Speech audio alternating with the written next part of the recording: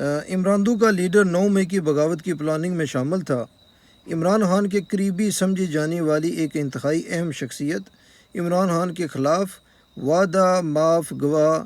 بن رہی ہے۔ حسن ایوب سینئر صحافی، کیا ایسا کچھ ہونے جا رہا ہے جیسا انہوں نے انکشاف کیا ہے ریسنٹلی؟ جی سر، حسن ایوب صاحب جو ہیں، آپ کو پتہ ہے ان کا راوی بڑا ہی تگڑا ہے،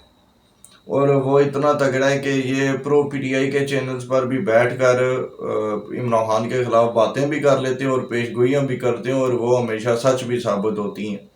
اب یہ جو معاملہ سر انہوں نے شاہ رخ ناموں میں جو بات کری ہے، وہ اس طرح سے ہے کہ یہ سر کوئی 3-4 نام آ رہے ہیں جی۔ اگر آپ ان کا وہ ویلوگ پورا سنیں اسد علی طور صاحب کے ساتھ، تو اس میں جو انفارمیشن انہوں نے دی ہے وہ اس طرح سے ہے کہ عمران خان صاحب کا کوئی قریبی آدمی ان کے خلاف وعدہ معاف گواہ بننے جا رہا ہے، اور اس کے بعد جو 9 مئی کے واقعات میں عمران خان صاحب کے ساتھ اور 2 بڑی شخصیات تھی، ان پہ بھی قانون کی گرفت جو ہے وہ سخت کر دی جائے گی، اور ان میں ایک ریٹائر آفیسر ہے اور دوسرا بہت جلد ریٹائر ہونے والا ہے۔ تو اگر ہم ان ناموں کو ڈی کوڈ کریں سر، تو وہ اسی طرح سے یہ ہے کہ جو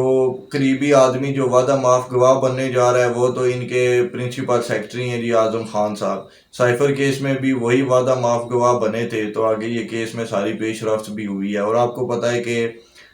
سائفر کیس سے پہلے تقریباً 2 مہینے تک اعظم خان صاحب کا کسی کو کچھ علم نہیں تھا کہ وہ کہاں ہیں، اور پھر پتہ چلا کہ وہ خود ساختہ روح پوش ہوئے تھے اور اب وہ منظر عام پر آئے ہیں۔ تو جو ریٹائر شخصیت بنتی ہے سر، وہ جنرل فیض صاحب بن رہے ہیں جی۔ ان کے بارے میں پچھلے 2-3 دنوں میں کافی زیادہ انفارمیشن لیک بھی ہو رہی تھی کہ انہیں بہت جلد گرفتار کیا جا سکتا ہے، اور جو شخصیت اگلے مہینے ریٹائر ہوگی اور عمران خان کا جو لیڈر ہے، وہ 9 مئی کے واقعات کا جو لیڈر ہے، وہ تو پھر آپ بھی سر نام جانتے ہیں اور پورا پاکستان ہی جانتا ہے کہ وہ کس شخصیت کے بارے میں بات ہو رہی ہے، اور میسج بڑا لاؤڈ اینڈ کلیئر ہے سر۔ آپ کو پتہ ہے کہ حسن ایوب صاحب جیسے جو لوگ ہوتے ہیں، یہ بیسیکلی جو اصل حکمران ہیں وہ اپنی میسیجنگ ان کے تھرو دے رہے ہوتے ہیں۔ جس طرح سے فیصل وافدہ صاحب ہو گئے، وہ بھی آپ دیکھیں کہ پچھلے دنوں میں انہوں نے بھی پی ڈی ایم کو تھریٹ کیا تھا کہ آپ کے علاوہ بھی بہت آپشنز موجود ہیں۔ تو اسی طرح سے سر اب یہ بھی میسج حسن ایوب صاحب کے ذریعے دیا جا رہا ہے، اور یہ ڈائریکٹ بندیال صاحب کے لیے میسج ہے جی، کہ باقی تو جو شخصیت ریٹائر ہو چکی ہے ان کا تو اب کوئی کردار نہیں ہے، اور عمران خان صاحب خود تو جیل میں ہیں، تو ایک انہی کے بارے میں جو یہ زیادہ اس خبر میں جو سب سے زیادہ اہمیت کی بات ہے وہ انہی کے بارے میں ہے، اور ان کو ایک کھلم کھلی آپ سمجھ لیں کہ ایک تھریڈ کی جا رہی ہے کہ اگر یہ کسی قسم کا کوئی عمران خان کے حق میں فیصلے دینے کا سوچ بھی رہے ہیں تو ان کو یہ سوچ ختم کر دینی چاہیے، اور ان کو اپنے بارے میں سوچنا چاہیے کہ جس طرح سے میں بھی کئی ویڈیوز میں یہ عرض کر چکا ہوں سر کہ بندیال صاحب پہ ایسے ایسے کیسز بنتے ہیں، ان کا کردار ایسی ایسی جگہوں پہ آپ کو مل جائے گا کہ جو ناقابل معافی ہیں جی۔ تو اسی لیے ان کو اسی طرف اشارہ کیا گیا ہے کہ آپ پہلے خود کو بچا لیں، باقیوں کو بچانے کے بارے میں بات سوچیے گا جی۔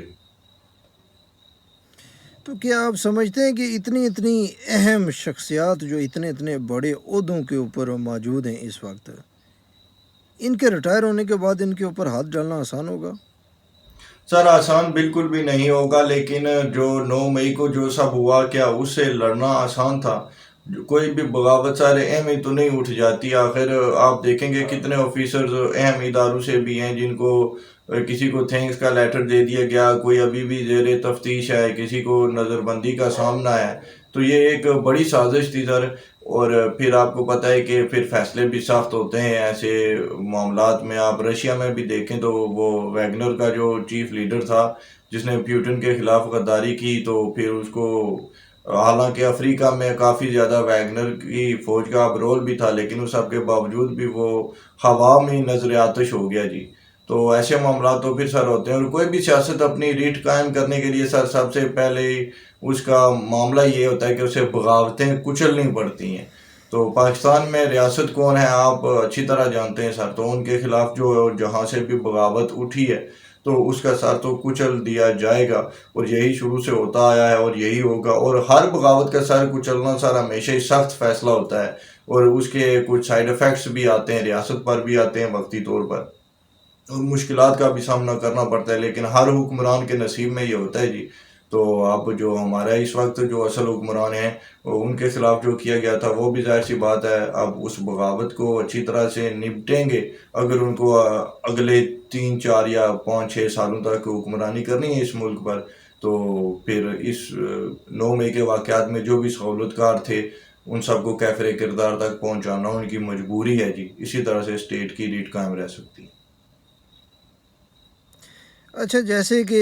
حالات نظر آ رہے ہیں اور جیسے آپ ان کو ڈسکرائب کر رہے ہیں، اس طرح لگ رہا ہے کہ عمران خان یا پاکستان تحریک انصاف کا جو بھی حمایتی تھا یا ہے، اس کو اس کی جڑ سے اکھاڑ کر پھینک دیا جائے گا۔ کون سا ایسا گناہ سرزد ہوا عمران خان یا تحریک انصاف سے کہ عمران خان صاحب خود تو خود جو کوئی بھی ان کا